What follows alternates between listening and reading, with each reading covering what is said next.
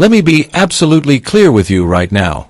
Just a few months ago, the Philadelphia Eagles were champions. They had the rings. They had the confetti. They had Saquon Barkley running through defenses like they were made of tissue paper. They had Jalen Hurts, the Super Bowl MVP, lifting a trophy over his head in New Orleans while the whole city of Philadelphia lost its mind in the streets.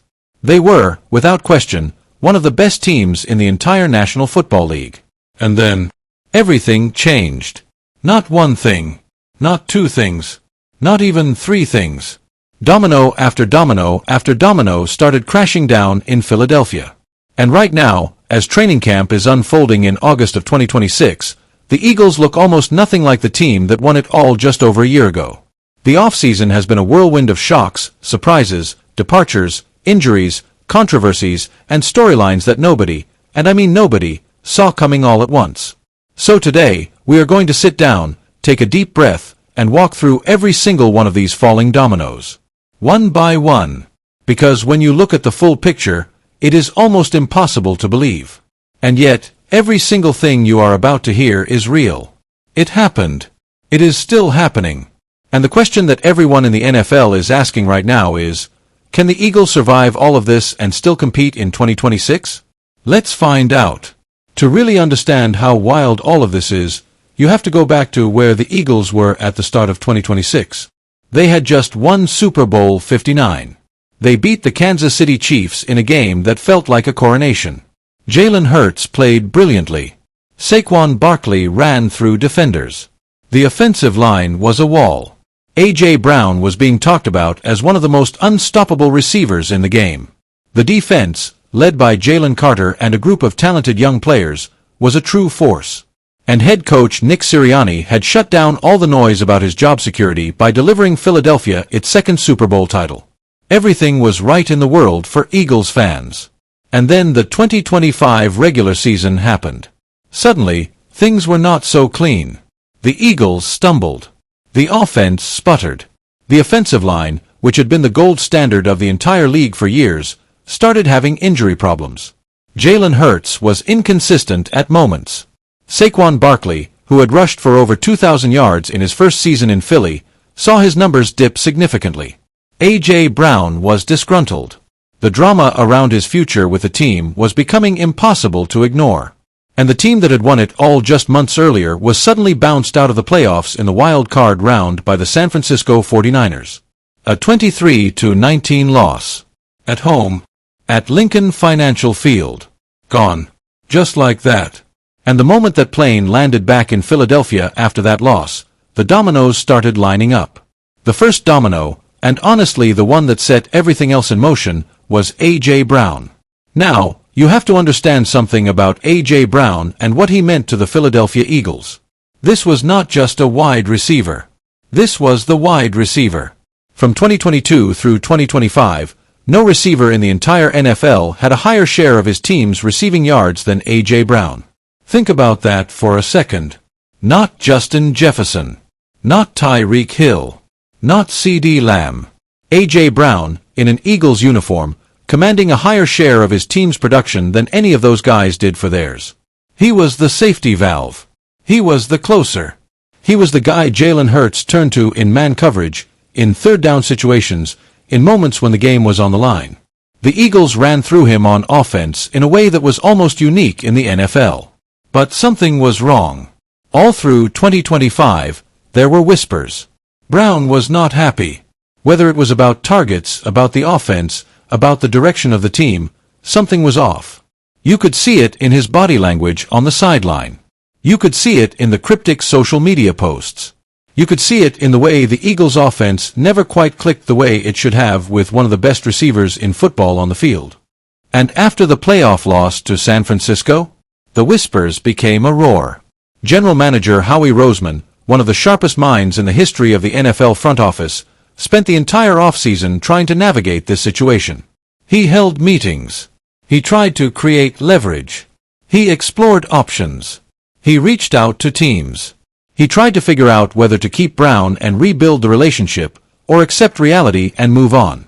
And here is the thing that made it even more complicated. Brown was under contract.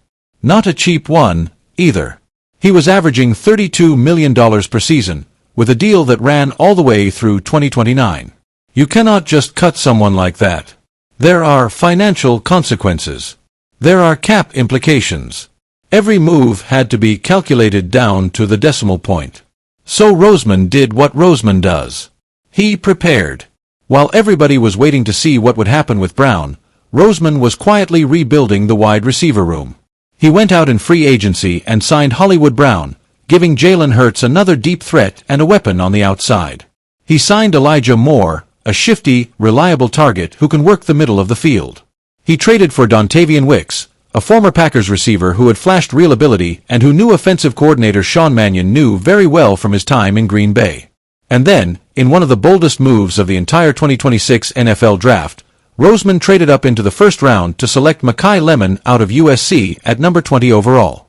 Lemon was a fascinating pick. People compared him to Amon-Ra St. Brown, sturdy, reliable, excellent route runner, great hands. The idea was clear. Roseman was telling the world that A.J. Brown was gone, even before A.J. Brown was officially gone. And on June 1, 2026, it became official. A.J. Brown was traded to the New England Patriots. The Eagles got back a 2028 first-round draft pick and a 2027 fifth-round pick. And they saved an enormous amount of money on their salary cap going forward. But the immediate cost was undeniable. The franchise leader in single-season receiving yards, arguably the best Eagles receiver ever, was gone. Wearing a Patriots jersey. Moving 3,000 miles away from the city that once celebrated him. It was the kind of trade that sends shockwaves through a locker room, through a fan base, through an entire organization. And the craziest part? It was only the beginning. Because barely had the ink dried on the A.J. Brown trade when the second domino fell. Jeff Stoutland. Now, unless you are a serious football person, maybe you are asking, who? And I understand. Jeff Stoutland is not a household name. He is not the guy on the highlight reel. He does not score touchdowns or make interceptions. But for 13 years, from 2013 all the way through the end of the 2025 season, Jeff Stoutland was the offensive line coach of the Philadelphia Eagles. And the Eagles' offensive line, during that time, was regarded by many as the best in the entire National Football League. Not one of the best. The best. You do not build an offensive line culture like that by accident. You do not develop player after player into all-pros by accident. You do not protect the quarterback and open lanes for a 1,000-yard rusher by accident. You do it with a coach who teaches, who demands, who pushes, who instills a standard that does not waver. And Jeff Stoutland was that man for over a decade in Philadelphia. When he walked out the door after the 2025 season, it was quietly devastating. Because here is the thing that people do not always appreciate about continuity in football. When a great coach leaves, you do not just lose a person. You lose an entire system. You lose 13 years of language, of culture, of muscle memory, of the specific way things are done. You have to start over with somebody new, teach new techniques, install new schemes, build new trust. The Eagles hired Chris Cooper, a talented coach, to replace Stoutland. And everyone acknowledges that Cooper is good. But for the first time in 16 years, the Eagles' offensive line is working with a new voice. New methods. New language. In a new offense.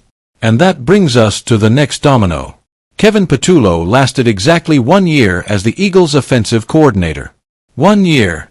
He was brought in, he ran the offense, and then he was gone. The offense struggled. The team bounced out in the wild card. And in January of 2026, the Eagles parted ways with him.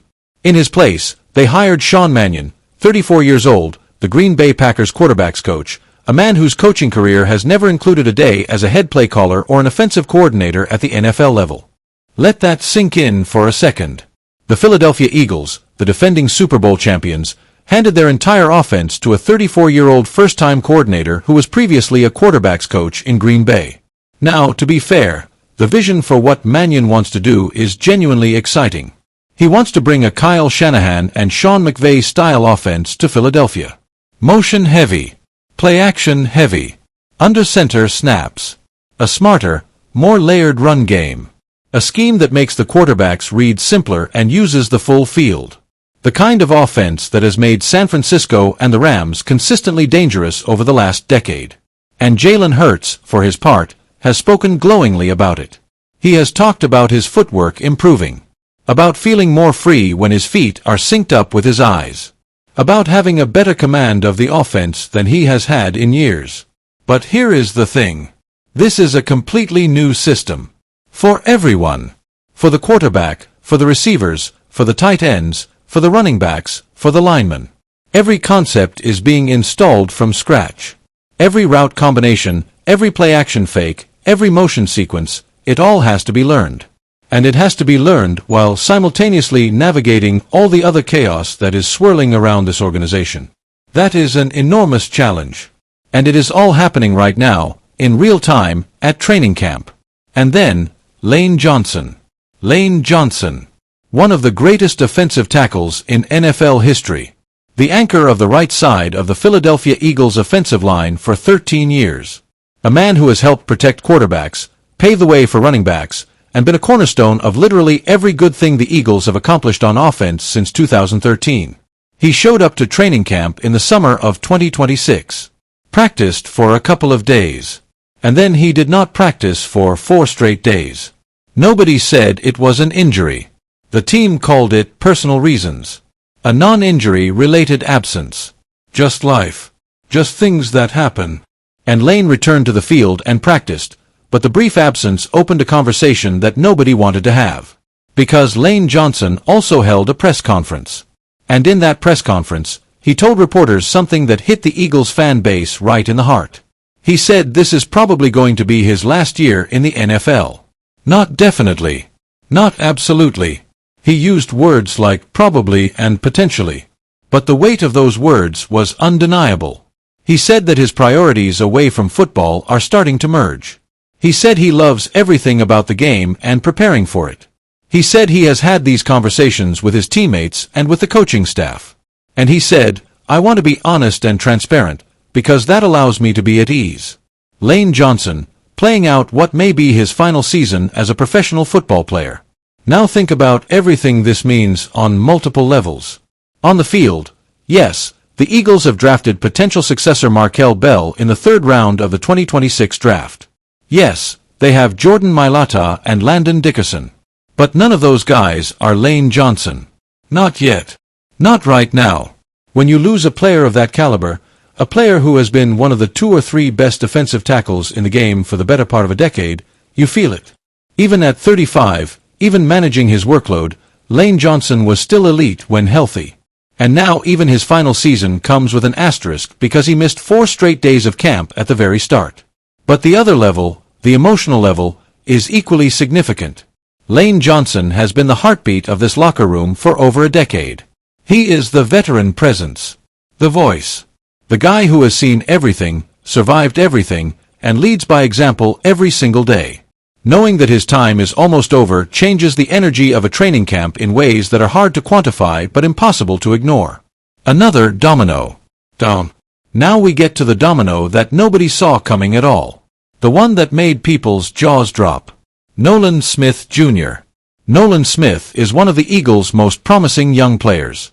A first-round pick in 2023. An edge rusher with tremendous athleticism and upside. A player the Eagles have invested in heavily. They picked up his 5th-year option this past April, committing over $13 million to him for the 2027 season. In May of 2026, during the off-season, Nolan Smith was driving on an interstate highway in Twiggs County, Georgia. And the police clocked him. At 135 miles per hour. In a 70-mile-per-hour zone. Let that sink in. 135 miles per hour. Almost double the speed limit. On a public highway. At 10:41 at night. He was arrested for speeding and reckless driving. And then it came out that this was not his first rodeo. 4 years earlier, Smith had been arrested in Barrow County, Georgia, for speeding in a construction zone while driving on a suspended license. Now, it needs to be said, Smith came to training camp, stepped in front of the media, and owned it. He did not hide. He did not deflect. He looked reporters in the eye and said exactly what needed to be said. He said he apologized to the organization. He said he represents the Eagles no matter where he goes, Georgia, Florida, it does not matter.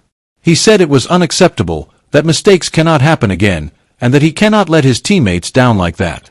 He apologized to General Manager Howie Roseman personally.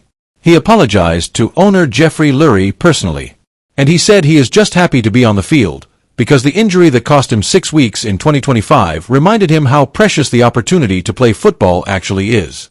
You have to give Nolan Smith credit for that. No hedging. No spin. He stood up, took the heat, and moved forward. But it still happened. It is still out there. And for a team that is already navigating so much change and uncertainty, the last thing you need is a controversy involving one of your key young defensive players. Another domino. Down. And now we have to talk about Jonathan Greenid.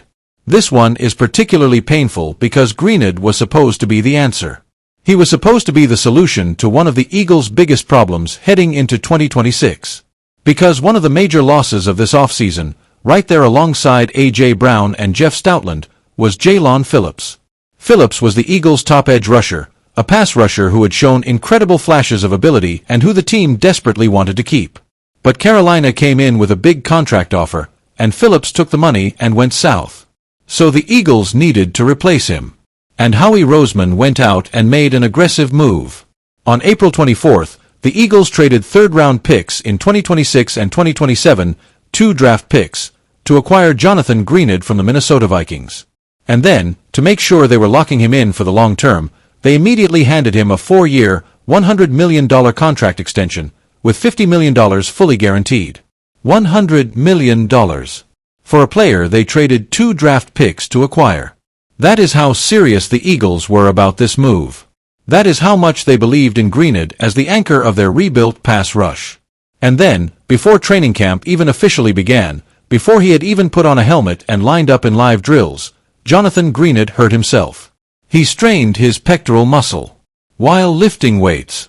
Before camp. He was placed on the physically unable to perform list on the very first day of training camp.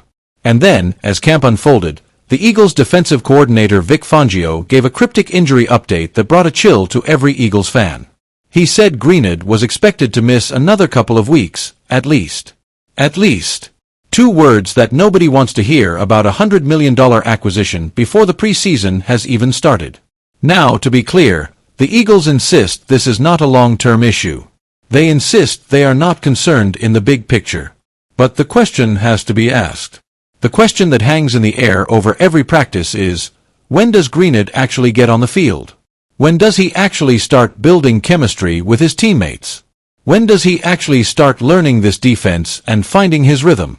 Every day he misses in camp is a day he cannot get back. Every rep that Nolan Smith and Jalix Hunt and Arnold Ebiketie are getting, Greenid is watching from the sidelines with a trainer. The pass rush is supposed to be a strength. But right now, it has a giant question mark sitting right at the top of it. Another domino. Down.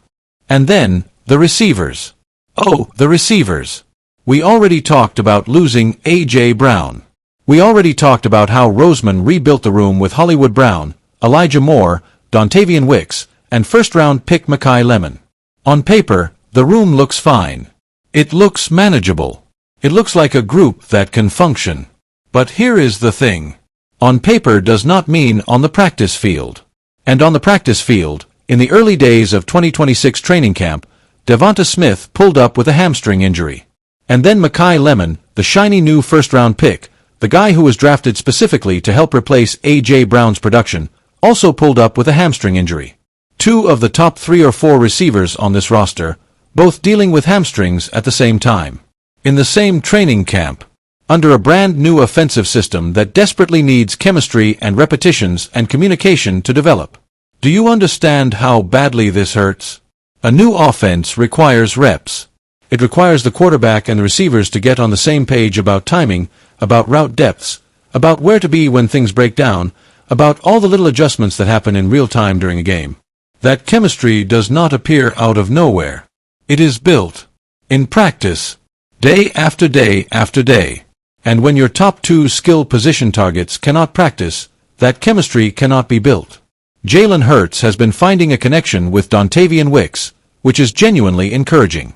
ESPN's Jeremy Fowler reported that Hurts feels he has made great strides in the new offense, particularly with his footwork and his ability to play freely from under center. Coaches and players around camp have spoken positively about where Hurts is mentally and physically. But Hurts needs Devonta Smith. He has always needed Devonta Smith. And right now, Devonta Smith is not practicing. And neither is the rookie who was drafted to be his running mate. Another domino. Down. Now let us talk about the coaching staff, because there is a domino hiding in plain sight that people are not talking about nearly enough. When the Eagles won Super Bowl 59, they had a certain kind of organizational continuity. Yes, they had been through coordinator changes. Yes, there had been some turbulence. But at its core, there was a group of coaches and teachers who knew the players, who knew the culture, who knew the Eagles' way of doing things. Now look at the offensive side of the ball heading into 2026. New offensive coordinator, Sean Mannion, first year as an NFL coordinator, ever.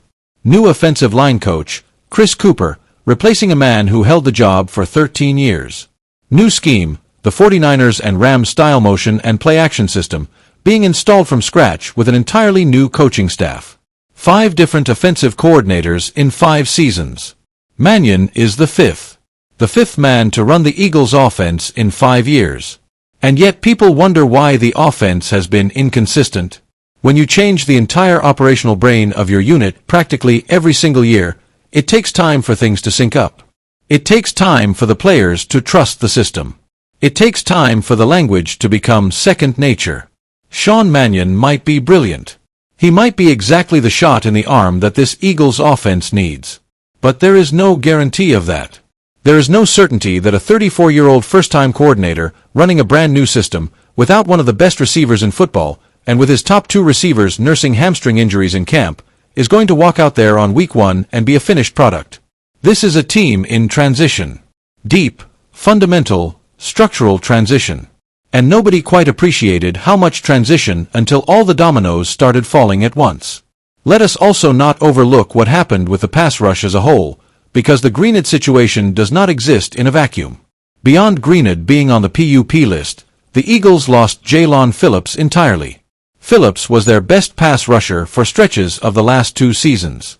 He left for Carolina in free agency, and the Eagles have to replace that production from the outside.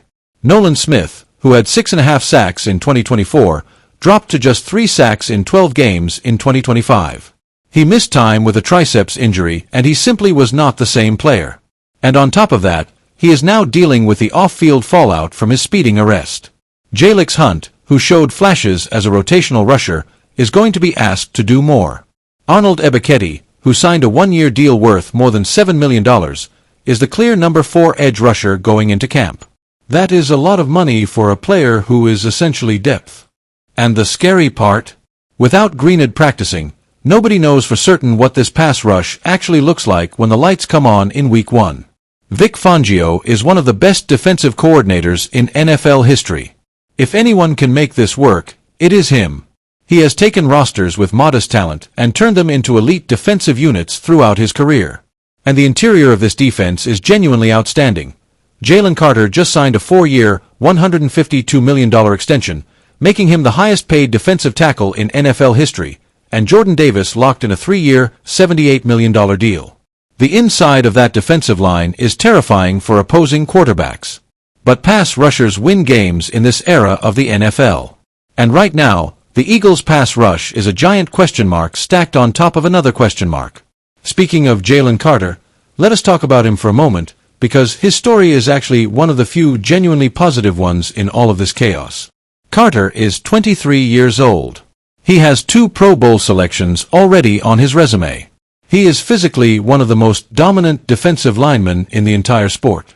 He moves like someone should not be allowed to move at his size. He plays with a ferocity and a motor that reminds people of the very best interior players to ever play the game. And the Eagles, right before training camp opened, rewarded him accordingly. 4 years. $152 million. $106 million fully guaranteed. The highest paid defensive tackle in NFL history. And the deal keeps Carter in Philadelphia through 2031. In the middle of all this swirling uncertainty, all the departures, all the injuries, all the chaos, The Eagles locked up their cornerstone defensive player for the next half-decade. And Carter, by all accounts in training camp, looks like a man on a mission. Defensive coordinator Vic Fangio said he loves what he is seeing from Carter after the massive extension. Carter is healthy, he is motivated, and he is playing with the kind of energy you want to see from your highest-paid defensive player. So not everything is falling. Some things are rising. Carter is a beacon of stability in the middle of the storm. And the same can be said, at least so far in training camp, for Saquon Barkley. Saquon Barkley had a down year in 2025, relative to his unbelievable first season in Philadelphia. In his debut Eagle year, he rushed for over 2,000 yards, set records, and was the most dominant running back in football. In 2025, behind a banged-up offensive line, he was still good, but not that. Not close. But the early reports from the 2026 training camp? Barkley is quietly having a great camp. He looks healthy. He looks explosive. He looks like a man who is motivated to prove that 2025 was an aberration, not a trend. And in a new Sean Mannion offense that is designed around running the ball effectively and using play action off of it, Barkley might actually be in a better system for his skill set than anything the Eagles have run before. If the offensive line stays healthy, if the scheme clicks, Saquon Barkley could absolutely bounce back in a massive way in 2026. That is a genuine reason for hope in the middle of the storm. But let us come back to the storm for a moment, because there is one more domino that does not get talked about nearly enough, and it might be the one that matters most. Jalen Hurts. Now, to be absolutely clear, Jalen Hurts is still the starting quarterback of the Philadelphia Eagles. He is the Super Bowl MVP. He is under contract. He is respected by his teammates. He is working hard in camp. There is no controversy about his job security. But there are real questions about him heading into 2026. Questions that have not gone away. His consistency has been a talking point for years. There have been stretches where he has looked like a true franchise quarterback, capable of carrying a team when needed. And there have been stretches where the offense has leaned so heavily on the running game and the supporting cast that questions arise about what Hurts actually is without all the complementary pieces around him. And now, for the first time in his career as an Eagle, those complementary pieces have been stripped away. A.J. Brown is gone. Devonta Smith is nursing a hamstring. Jeff Stoutland is gone. The offensive coordinator is brand new and running a brand new system. Lane Johnson is preparing for his probable final year. The chemistry that this offense built over years has to be rebuilt essentially from scratch. This is not a knock on Jalen Hurts as a person or a player. This is just a recognition of the situation. He is being asked to operate in a new system with new coaches and a depleted group of skill players in a way that he has never been asked to before. The margin for error is smaller. The challenge is greater.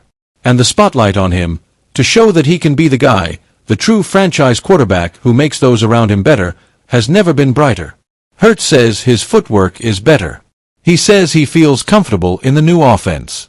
He says synchronizing his feet with his eyes has unlocked a new level of his game. And by all camp reports, he is working his tail off. But talking about it and doing it in a regular season game against a legitimate defense are two very different things. And the first time the Eagles hit a rough patch in 2026, which every team does at some point, the Jalen Hurts narrative is going to be front and center. So let us put all of this together. Let us line up every domino that has fallen and look at the full picture. A.J. Brown, gone, traded to the Patriots, leaving behind a massive void in the receiving room and in Jalen Hurts' arsenal. Jeff Stoutland, gone, ending a 13-year run as one of the most respected offensive line coaches in football. Kevin Patullo, gone after 1 year, replaced by first-time coordinator Sean Mannion. New offense, completely new system being installed from scratch, requiring a level of chemistry and trust that takes time to build. Lane Johnson, likely in his final NFL season, having announced it publicly, adding an emotional weight to everything the Eagles do this year. Jalen Phillips, gone, signed with Carolina, leaving a massive hole in the pass rush. Jonathan Greenard, the $100 million answer to the Phillips problem, currently on the PUP list with a pectoral strain before a single regular season snap. Devonta Smith, hamstring injury limiting his training camp work at a time when Hurts desperately needs to build chemistry with his top receiver. Mekhi Lemon, the first-round rookie who was supposed to be the future of the receiver room, also dealing with a hamstring in camp. Nolan Smith Jr., arrested for going 135 miles per hour on a public highway, adding an off-field distraction to an already complicated situation at edge rusher. And hovering over all of it, the question of Jalen Hurts, and whether he can hold all of this together, lead all of these new pieces, and carry this franchise through a year of profound transition. That is a lot. That is a staggering amount of change for any team to absorb, let alone a team that was supposed to be building on a Super Bowl championship. And yet, here is the thing that makes this story genuinely fascinating. The Philadelphia Eagles are not done. They are not a bad team. They are not a team that is clearly out of the playoff picture. They are still, by most objective measures, one of the more talented rosters in the National Football League. The interior defensive line, with Jalen Carter and Jordan Davis, is among the best in football. Zach Bond is an elite linebacker. Jihad Campbell is entering his second year and looks like a real weapon in Vic Fangio's scheme. Cooper DeJean and the young cornerback group have real talent. Saquon Barkley, if the line holds up, is still one of the best backs alive. The offensive line itself, despite all the change at the coaching level, still has 5 solid starters returning. And the new receiver room, while untested, has real athleticism and depth. Howie Roseman also got back a 2028 first-round draft pick in the A.J. Brown trade. He extended Carter on a massive deal that signals the Eagles are playing the long game. He has structured the roster in a way that gives the team flexibility for the future. So this is not a collapse. This is a crossroads. This is a team that won a Super Bowl, went through an unexpected down year, and is now trying to reinvent itself under new offensive leadership while holding on to enough of the old foundation to remain competitive. That is hard. That is genuinely hard. But it is not impossible. Teams have navigated transitions like this before and come out on the other side stronger. The question is whether this group, with this many dominoes having fallen, can hold it together long enough to find their footing. Here is what I think. I think Jalen Carter is going to be an absolute menace this year. I think that man, healthy and motivated and with the highest contract in the history of his position, is going to play some of the best football of his life in 2026. That is something to hang your hat on.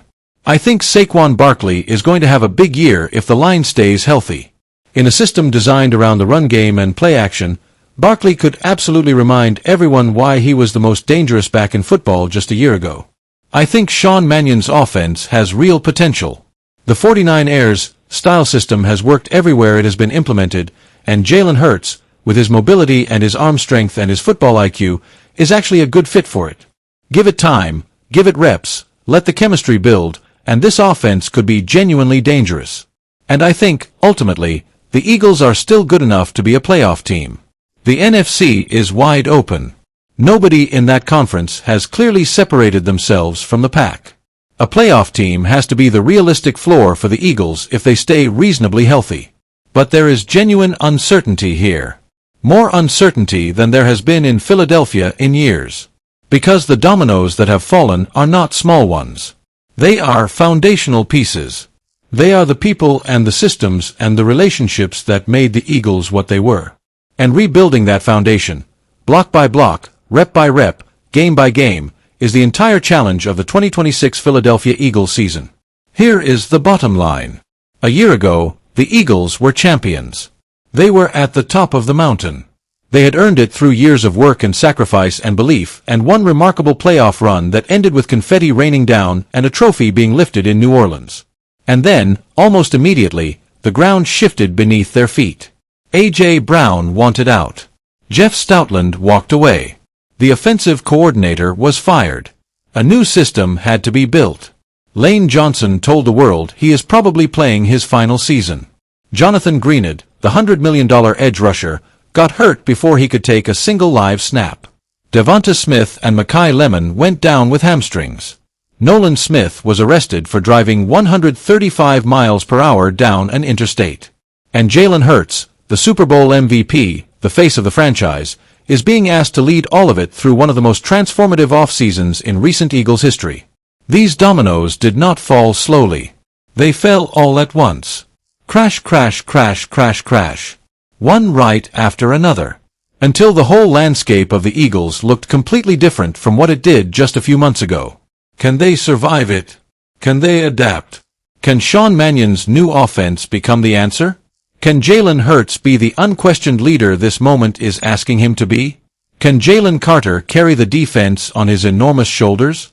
Can Jonathan Greenard get healthy in time to make a real impact? Can Saquon Barkley remind everyone why he is one of the best? Those are the questions of the 2026 Philadelphia Eagles season. And I will tell you this, if you are a football fan, if you love this game, if you love a genuine drama unfolding in real time, you could not write a better story than what is happening in Philadelphia right now. The champion is being tested. The dynasty is being challenged. The dominoes have fallen. And now, the world is waiting to see if the Eagles can pick themselves back up and build something new on top of the rubble. Watch this space. Because this season in Philadelphia is going to be something none of us forget for a very long time.